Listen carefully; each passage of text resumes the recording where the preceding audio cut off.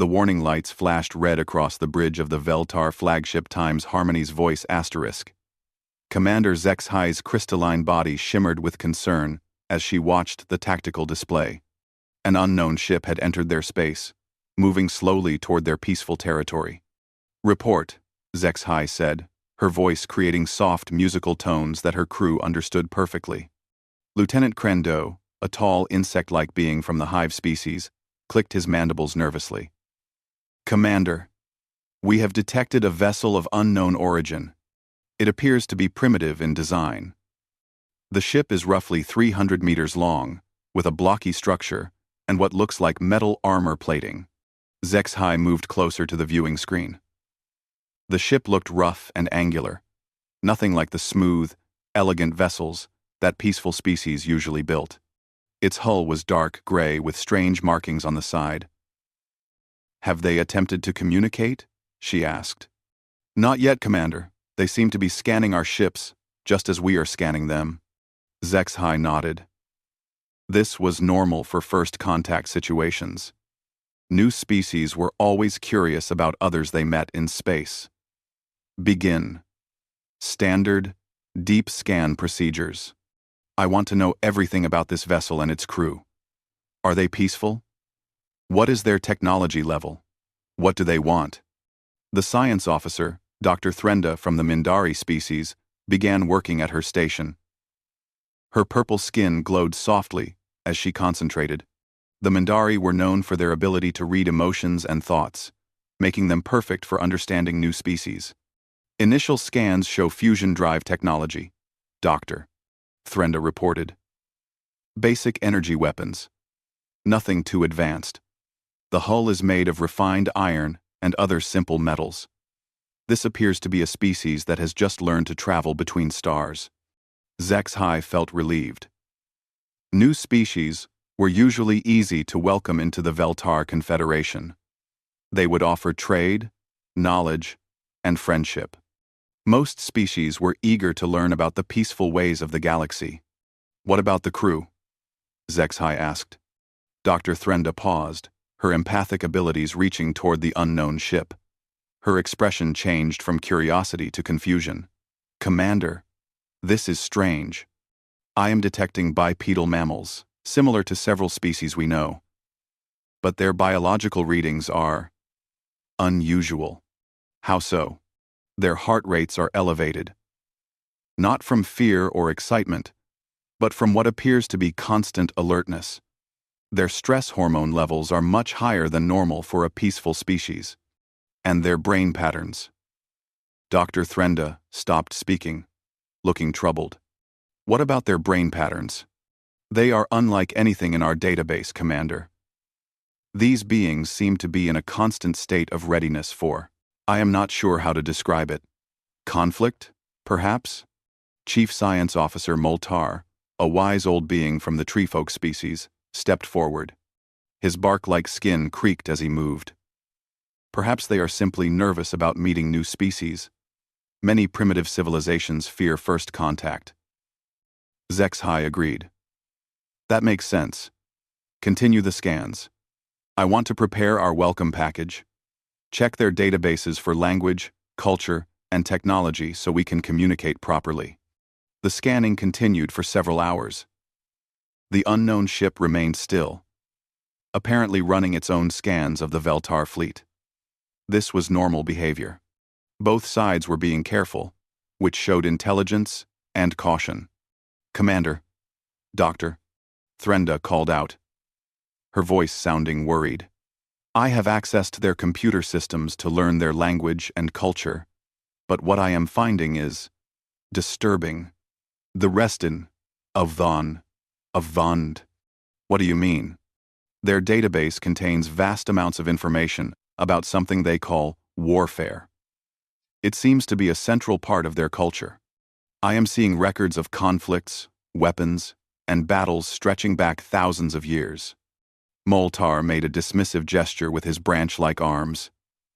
"Many species have violent pasts, Doctor. The important thing is that they have moved beyond such primitive behavior to reach the stars." Dr. Threnda looked at her readings again, I am not sure they have moved beyond it, sir. These records appear to be current. They seem to still engage in conflicts on their home planet. Zexhai frowned. This was unusual, but not impossible. Some species took longer to achieve full peace.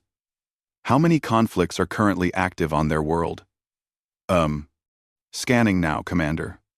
Dr. Threnda worked quietly for several minutes. When she looked up, her face was pale with shock. Commander, I count at least 47 active military conflicts occurring on their planet right now. The bridge fell silent. 47 active wars on one planet was unheard of. Most species had one or two final conflicts before achieving peace and space travel. Some had none at all. Perhaps we are misunderstanding their data, Zexhai said hopefully. Different species define conflict differently. I will continue analyzing, Commander. Meanwhile, the communications officer reported that the unknown ship was broadcasting simple mathematical sequences. Unknown ship, the universal sign for peaceful contact. This was encouraging. Open a channel, Zexhai ordered. Let them know we wish to communicate. As the communications array activated, Zexhai felt both excitement and worry. First contact was always special, but these beings seemed more complex than usual. She hoped their violent past was truly in the past. The unknown ship responded to their signal almost immediately. A new voice came through the speakers, speaking in a language the computer was still translating. The voice sounded calm and professional. Unknown vessels, this is Captain Sarah Chen of the Earth Ship Times Meridian ***. We come in peace and request permission to approach for diplomatic contact. Earth, so that was what they called their world, and the being's name was Sarah Chen. The translation seemed to be working well. Zexhai was about to respond when Dr. Threnda gasped loudly. Commander, I need to speak with you privately. Right now. The tone in the doctor's voice made Zexhai's crystal body dim with concern. Dr. Threnda led Commander Zexhai to the private briefing room. Her purple skin had turned almost white with shock. As an empath, she could sense emotions and thoughts from great distances. But what she had discovered in the human databases was beyond anything she had ever experienced. Commander, you need to see this before we make contact, Dr. Threnda said, her voice shaking. She activated the holographic display and began showing files from the human ship's computer. What I am about to show you comes from their own historical records. These are not stories or fiction. These are real events that happened on their planet. The first image appeared. A grainy photograph of something the humans called World War I. Dr. Threnda explained what she had learned. This conflict lasted 4 years and killed over 15 million beings. They used poison gas against each other. They built machines designed only to kill as many enemies as possible. Zexhai stared at the images of trenches, explosions, and death. This is terrible. But many species have had wars in their past. Commander, this was not ancient history. This happened less than 200 years ago. And it gets worse. Doctor. Threnda changed the display. 20 years after that war ended, they had an even bigger one. The new images showed massive battles across entire continents. Cities turned to rubble. Strange symbols on flags that represented hatred. This second war killed over 60 million beings. But Commander, what they did to each other. Doctor. Threnda could barely continue speaking. Show me. The display showed something called concentration camps. Systematic killing of millions of people based on their race, religion, or beliefs. Doctor. Threnda explained the Holocaust, Unit 731, and other horrors that humans had inflicted on each other. Zexhai's crystalline body flickered with disbelief.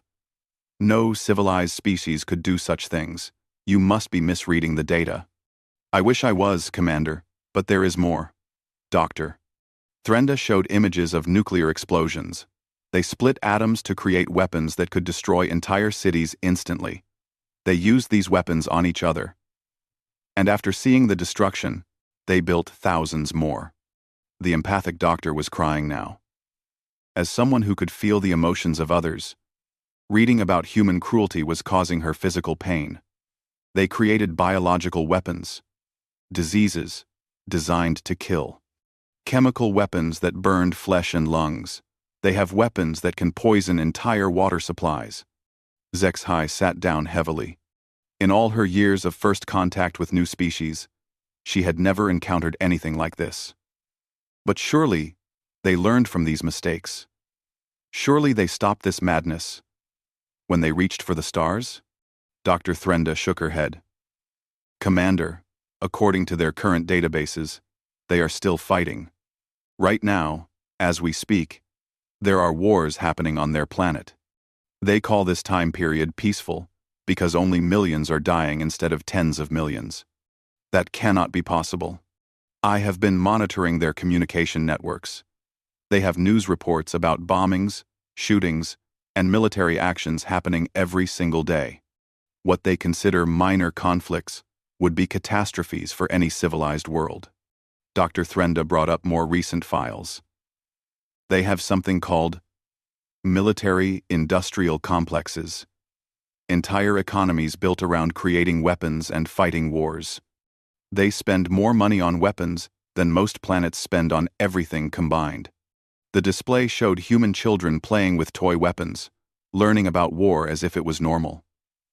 It showed movies and games that glorified violence and combat. It showed humans celebrating their military victories with parades and monuments. They teach their young ones about war like we teach ours about art and science. Dr. Threnda said, they have schools that train people to fight. They have competitions to see who can kill most effectively. Zexhai was having trouble processing this information. Every peaceful species in the galaxy had evolved beyond large-scale violence before reaching space. It was considered a natural law of intelligent development. War was something primitive species did before they became civilized. What about their current technology? Zexhai asked. This is where it becomes truly frightening, Commander. Almost every major technology they have was first developed for warfare. Their computers, their materials science, their chemistry. It all came from military research. Dr. Threnda showed examples. They invented rockets to drop explosives on enemies. They learned to split atoms to make bombs. They studied chemistry to make poison gas. They developed medicine mainly to keep soldiers alive so they could fight longer. Even space travel? Yes, Commander. Their space program began as a competition between two groups to build better long-range weapons. The same rockets that carried their first explorers to their moon were designed to carry nuclear bombs across their planet. Zexhai tried to find some hope in the situation. But they are here now, in space, seeking peaceful contact. Surely they have grown beyond their violent nature. Dr. Threnda pulled up the most recent files. Commander, I accessed their current military databases. They have enough nuclear weapons to destroy their planet dozens of times over. They have biological weapons that could kill every living thing on their world. They have chemical weapons, space-based weapons, and things called antimatter bombs that they are still developing. And they brought these weapons with them? I am still scanning their ship to find out. But Commander, there is something else. Something that scares me more than all the weapons. What? They do not seem to think any of this is unusual. In their communications with each other, they talk about war and violence like we talk about weather. They accept it as normal. They plan for it. They expect it. Dr. Threnda showed human news reports and conversations. Humans discussing which weapons were most effective. Humans debating the best strategies for fighting different types of enemies. Humans planning for future conflicts, as if they were certain to happen. They have an entire branch of study called military science. They research better ways to fight wars like we research better ways to grow food or heal the sick. Zexhai realized the full horror of what they were facing. These humans were not a species that had overcome their violent past. They were a species that had perfected violence and carried it with them to the stars. Doctor, you said their ship appears primitive. Is it possible they are not as dangerous as their history suggests? Dr. Threnda looked at her readings one more time. Her expression grew even more worried. Commander, I think we need to take a much closer look at that ship. Chief Engineer Colvan had always prided himself on understanding technology. As a member of the geometric species, his mind worked in precise patterns and mathematical certainties. When Commander Zexhai asked him to perform a detailed technical analysis of the human ship, he expected to find simple fusion drives and basic metal construction. What he found instead made his angular body tremble with fear. Commander, Colvan said over the communication system, please come to engineering immediately. Bring Dr. Threnda with you. You need to see this. When they arrived, Colvan was standing before a massive holographic display showing every detail of the human ship's construction. His geometric patterns were flashing red, a sign of extreme agitation among his people. At first glance, this appears to be a primitive exploration vessel. Colvan began. Basic fusion drives, simple hull plating, standard life support systems. But when I looked closer, he paused, his patterns shifting to deep purple. Commander, this is not an exploration ship. This is a warship disguised to look peaceful. What do you mean? Zexhai asked. Colvan highlighted the ship's fusion drives. These engines appear basic. But look at this modification. The hologram zoomed in to show strange additions to the drive system. They have added antimatter injection systems. These engines can be overloaded to create explosions equivalent to nuclear weapons. The entire ship can become a bomb, if needed. Dr. Threnda gasped. They turned their own propulsion system into a weapon? That is just the beginning, Colvan continued. He showed them the hull plating. This is not simple armor. This is reactive armor. It detects incoming projectiles and explodes outward to destroy them before they hit the ship.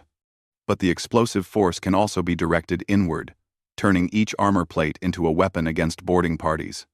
The engineers' patterns were now flashing rapidly between colors. Look at their life support system. It appears normal, but they have added chemical processing units that can rapidly produce poisonous gases.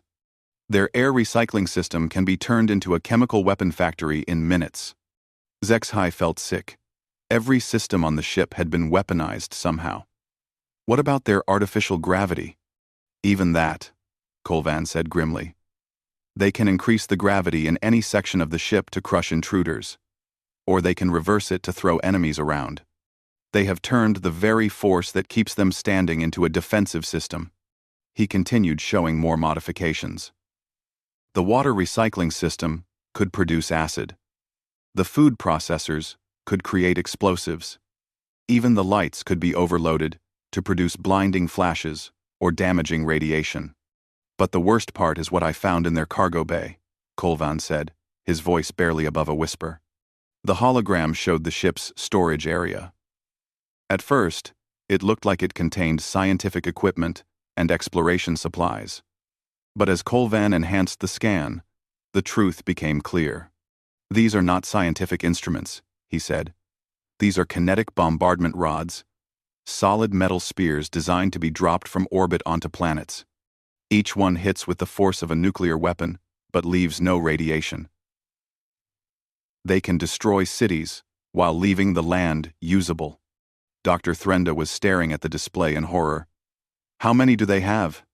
50 rods, each weighing 10 tons. Enough to destroy 50 cities or military bases. Colvan moved to another section of the cargo bay. And this. He highlighted a heavily shielded container. This contains what their files call an antimatter torpedo prototype. Zexhai's crystalline body went completely dark. How much antimatter? According to my scans, enough to crack the crust of a small moon. They are carrying a planet-killer weapon on what they claim is a peaceful exploration mission. The three officers stood in stunned silence. The implications were terrifying. If this was what humans brought on a peaceful mission, what would they bring to war? There is more, Colvan said reluctantly. I scanned their computer systems and found technical manuals. They have detailed plans for hundreds of different weapon systems. Some I can understand, better guns, stronger explosives. But others, his patterns turned bright white with fear. They have plans for weapons that could destroy stars. They call them stellar engineering projects. They want to destroy stars? HFY asked. Not destroy, weaponize. They have theoretical plans for making stars explode on command or turning them into focused energy beams. They think about using entire solar systems as weapons. Dr. Threnda was reading through the human technical files.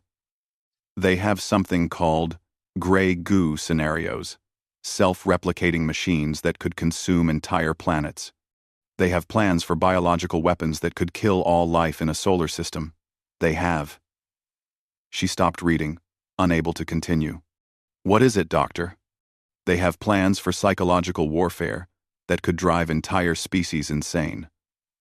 They have studied how to break the minds of their enemies without ever firing a shot. Kolvan brought up another section of his analysis. Commander, I also detected something else about their ship's construction. This vessel was not built in space or on a planet's surface. It was built inside an asteroid. Hidden from detection. They have secret shipyards throughout their solar system. How many ships do they have?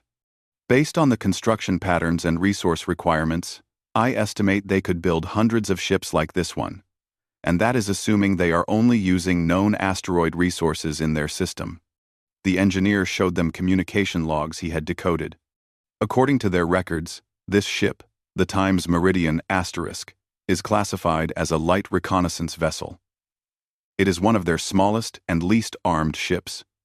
HFY felt the universe shift around her. A light reconnaissance vessel carried enough weapons to destroy multiple planets. What would their actual warships look like? There is one more thing, Kolvan said.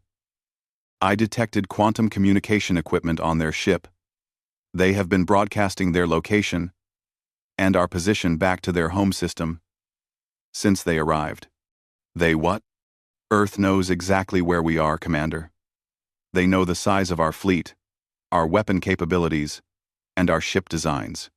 This entire first contact scenario might be an intelligence-gathering mission. Dr. Threnda was shaking now. We thought they were primitive explorers looking for friends in the galaxy, but they might be scouts for an invasion force. Kolvan's pattern settled into a steady, ominous red. Commander, based on what I have seen, I believe we are not looking at explorers or even soldiers. We are looking at humanity's idea of diplomats. And if their diplomats carry planet-killing weapons as standard equipment. He did not need to finish the sentence. They all understood the terrifying implication. If this was how humans prepared for peace, how did they prepare for war? Dr. Maranthius had studied the psychology of 43 different species during her long career. As the chief psychologist of the Veltar Confederation and a member of the harmonious songbird species, she believed that all intelligent life naturally evolved toward peace and cooperation. Her people communicated through beautiful melodies and had never known war. But as she analyzed the human cultural databases, her worldview crumbled. Commander HFY, she called from her laboratory, her voice carrying notes of confusion and fear that her species had never needed words for. I have completed my psychological analysis of the humans. You must hear this before any further contact. When the senior officers gathered in her lab, Dr. Maranthius began playing recordings of human culture. The sounds that came from the speakers were unlike anything the peaceful species had ever heard. This is human music, she said. The violent rhythms and aggressive lyrics of human war songs filled the room. Songs about killing enemies, protecting territory, and dying in battle. Songs that humans sang to motivate themselves for combat. They create art about fighting? Dr. Threnda asked. Not just art. Their entire entertainment culture celebrates violence. Dr. Maranthius showed them human movies, television shows, and video games. Stories where heroes solved problems by fighting. Games where the goal was to kill as many enemies as possible. Movies that made war look exciting and heroic. Colvan's geometric patterns flickered with confusion. Do they not have peaceful entertainment? They do. But it is less popular. Their most successful entertainment involves conflict, combat, and competition. They seem to enjoy watching violence, even when it is fictional. Dr. Maranthes played examples of human sports: boxing, wrestling, martial arts competitions, football and hockey games where players crashed into each other with brutal force, racing where drivers risked death for speed and glory. Even their games are about fighting, she said. Their children play with toy weapons from a very young age. They have competitions to see who can fight best. Their educational systems include training in combat sports. Commander HFY was trying to understand. Perhaps they are just very competitive. Some species enjoy contests of skill. Commander, it goes much deeper than competition. Dr. Maranthes brought up human literature and philosophy. They have something called warrior cultures, where the highest honor comes from fighting and dying in battle. They write poetry about war. They tell stories where the greatest heroes are those who kill the most enemies.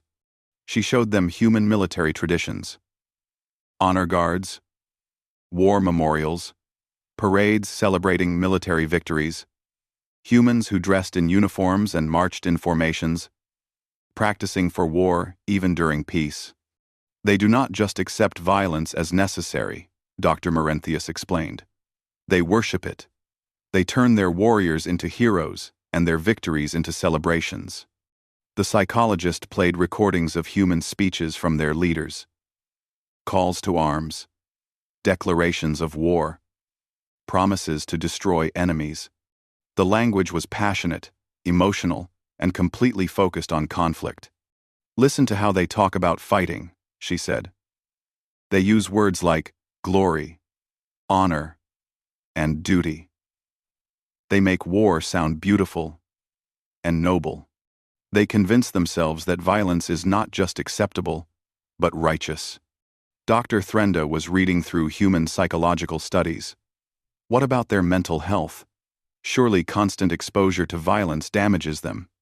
This is where it becomes truly frightening, Dr. Maranthes replied. They have studied this extensively. Humans who experience combat often suffer from psychological trauma.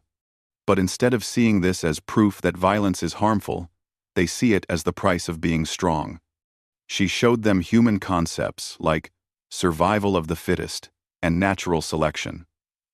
Humans believed that conflict made them stronger, that those who survived violence were better than those who avoided it. They have built their entire understanding of existence around struggle and conflict.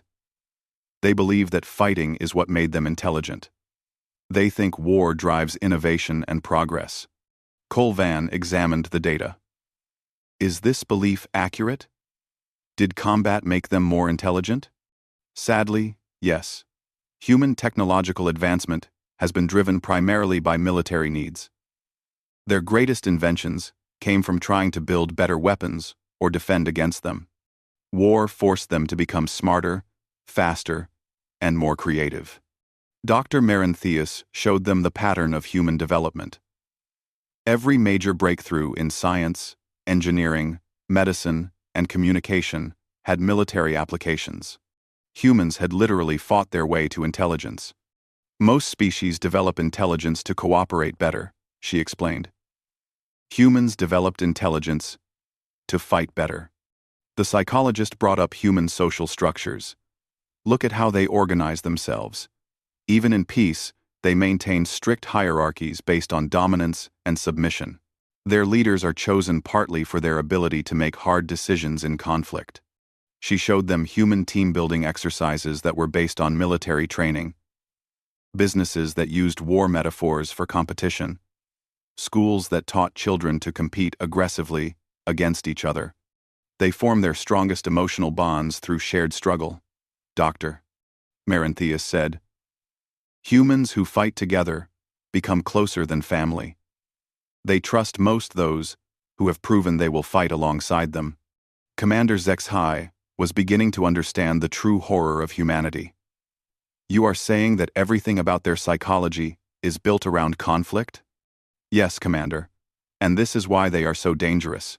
We peaceful species see war as a failure of intelligence, a breakdown of civilization. They are not violent because they are primitive. They are violent because they are highly evolved predators. Dr. Merenthius showed them human concepts of honor, loyalty, and sacrifice. All were tied to willingness to fight and die for the group. Humans who refused to fight were shamed and rejected. They have something called warrior ethos, she explained. It teaches that some things are more important than life itself. They will die for abstract concepts like freedom, honor, or revenge. They cannot be negotiated with using normal incentives because they value ideals more than survival. The most disturbing part came when Dr. Merenthius analyzed human empathy. They are capable of caring deeply for others, she said. But their empathy works differently than ours. They feel love for their own group by feeling hatred for their enemies. Their compassion is tribal. What does that mean? It means they can be incredibly kind to those they consider friends and utterly ruthless to those they consider enemies.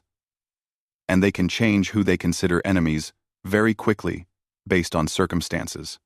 Dr. Merenthius played recordings of humans talking about their enemies. The language was dehumanizing, calling opponents animals or monsters. Humans convinced themselves that their enemies deserved whatever violence was inflicted on them. They have psychological mechanisms that make killing easier, she said. They can turn off their empathy for specific groups while keeping it active for others. This allows them to commit acts of violence while still seeing themselves as good people. The final revelation was the most chilling. Dr. Merenthius showed them human discussions about alien contact. Many humans assumed that any aliens they met would be hostile. They were already planning for interstellar wars before they had even left their own solar system. Commander, Dr. Merenthius said, her musical voice cracking with fear. These beings are not just warriors. They are warriors who assume everyone else is also a warrior. They cannot conceive of a truly peaceful species because such a thing is impossible in their psychology. What does this mean for first contact? It means they are probably interpreting our peaceful approach as either weakness or deception. In their minds, any species capable of space travel must also be capable of war. They may be wondering when we will attack them. Commander ZXHY realized they were facing an impossible situation. Humans could not understand peace because they had never truly experienced it. And worse, they might see the Veltar Confederation's peaceful nature as an opportunity for conquest rather than friendship. The emergency council meeting was the most tense in the history of the Veltar Confederation. Representatives from all 12 member species had gathered via quantum communication to discuss the human situation. The massive conference room aboard the flagship Times Harmony's Voice Times buzzed with worried conversations in dozens of languages. Commander ZXHY stood at the center, her crystalline body reflecting the anxiety of everyone present. Around her sat beings who had maintained galactic peace for over 2,000 years. The insectoid hive mind spoke in clicking unison. The gaseous cloud dancers swirled nervously. The plant-like tree folk rustled their leaves with concern. Fellow beings, ZXHY began. We face a crisis unlike any in our Confederation's history. We have encountered a species that challenges everything we believe about intelligent life and peaceful coexistence. High Counselor Vithran of the Elder Species spoke first. His ancient voice carried the wisdom of millions of years. Commander, surely you exaggerate. No species can reach the stars while maintaining violent tendencies. It is impossible. No. Dr. Threnda stepped forward, her empathic abilities still raw from analyzing human culture. Honored Elder, I wish that were true. But the evidence is overwhelming. Humans have not only reached the stars despite their violent nature, they have reached them because of it. She activated the holographic display, showing the collected data about human civilization. The council members gasped, clicked, hummed, and rustled in distress as they saw the scope of human warfare and violence. Kolvan presented his technical analysis next. The ship we are facing contains enough weaponry to devastate several of our worlds. And according to their own classifications, this is one of their smallest and least dangerous vessels. The singing crystals, who communicated through harmonic resonance, produced a chord of pure terror that made everyone in the room shiver. Their representative spoke in ringing tones. If this is their idea of a peaceful exploration vessel, what must their actual military look like? Channel. Dr. Merentheus added her psychological findings. Honorable council members, we must understand that humans do not think like us. They cannot imagine truly peaceful species because they have no reference for such a concept. To them, we may appear to be either weaklings to be conquered or threats pretending to be friendly. The debate that followed was heated. Some council members wanted to destroy the human ship immediately before it could report back to Earth. Others suggested fleeing to distant galaxies where humans could never find them. A few naive voices still called for peaceful contact, hoping to teach humans about nonviolence. During the argument, Lieutenant Kren Do rushed into the chamber. Commander, the human ship is activating its communication systems. They are sending another message to Earth. All conversation stopped. Everyone realized that Earth was learning more about the Veltar fleet with every passing moment. What are they transmitting? Zexhai asked. Detailed scans of our ships, our weapon systems, our shield frequencies. Everything they need to plan an attack. The council exploded into panic. The peaceful species had never faced a situation like this. Their entire civilization was built on trust and cooperation. The idea that first contact could be a military intelligence gathering mission was beyond their experience. High Counselor Vithron called for silence. We must make a decision. Do we attack this ship to prevent it from reporting our location? Do we attempt to negotiate with these violent beings? Or do we abandon this sector of space entirely? Before anyone could answer, the communications officer reported another development. Commander, the human ship is requesting permission to approach closer for face-to-face diplomatic discussions. They say their Captain Chen wishes to meet with our leadership. The irony was terrifying. The humans wanted to have a peaceful diplomatic meeting while simultaneously gathering intelligence for potential future attacks. They saw no contradiction between these actions. There is something else. Dr. Threnda said quietly. I have been monitoring their internal communications. The humans aboard that ship genuinely believe they are conducting a peaceful mission. They do not realize how threatening they appear to us. What do you mean? Their captain, Sarah Chen, has been discussing with her crew how to make a good first impression on us. She is worried that we might find them primitive or backwards. She wants to show us that humanity is ready to join the galactic community. The council members looked at each other in confused fear. The humans were trying to be friendly while carrying planet-killing weapons and broadcasting military intelligence. They had no idea how terrifying they appeared. Kolvan made another disturbing discovery. Council members, I have detected quantum signatures suggesting that other human ships are already en route to this location. The Times Meridian Times was not alone. It was the advance scout for a larger fleet. I'm one. How many ships? My calculations suggest at least 20 vessels, arriving within the next few days. And based on the engine signatures, these are much larger than the Times Meridian asterisk. The reality hit everyone at once. This was not first contact with a primitive species. This was first contact with a spacefaring military power that had just discovered the location of every major Veltar world. Dr. Merentheus spoke the fear that everyone felt. If Captain Chen represents humanity's peaceful diplomatic corps, and she is armed for planetary destruction, what will their actual military forces bring to our space? The communication system activated again. Captain Chen's voice filled the chamber, speaking in the calm, professional tone of someone who had no idea she was speaking to beings who saw her as a nightmare made real. Veltar vessels. This is Captain Sarah Chen. We have been monitoring your communication frequencies and believe we have successfully translated your language. We are honored to be the first humans to make contact with your confederation. We come bearing gifts of knowledge, culture, and friendship. We hope this will be the beginning of a long and peaceful relationship between our species. The words peaceful relationship, coming from the mouth of someone carrying antimatter weapons, struck the council like physical blows. We should also mention, Captain Chen continued, that this is a lightly armed exploration vessel on a long-range patrol mission.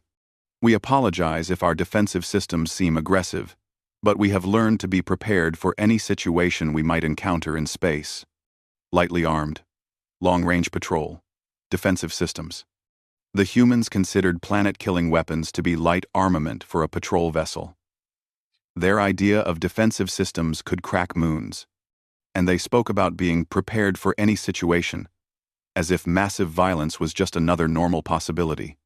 Commander ZXHY realized that the Veltar Confederation faced three terrible choices. They could try to destroy this single ship and risk provoking a war with a species that viewed violence as natural and necessary. They could attempt peaceful contact with beings who saw weapons of mass destruction as standard diplomatic equipment. Or they could flee and hope that humanity's peaceful expansion never reached their hidden colonies. As the council debated, more human ships continued to approach. Earth knew where they were. Humanity was coming, and the peaceful species of the galaxy were about to learn what happened when diplomats carried antimatter and explorers planned for war. The age of galactic peace was ending, not because humanity intended to destroy it, but because they could not conceive of peace without the threat of overwhelming violence to maintain it.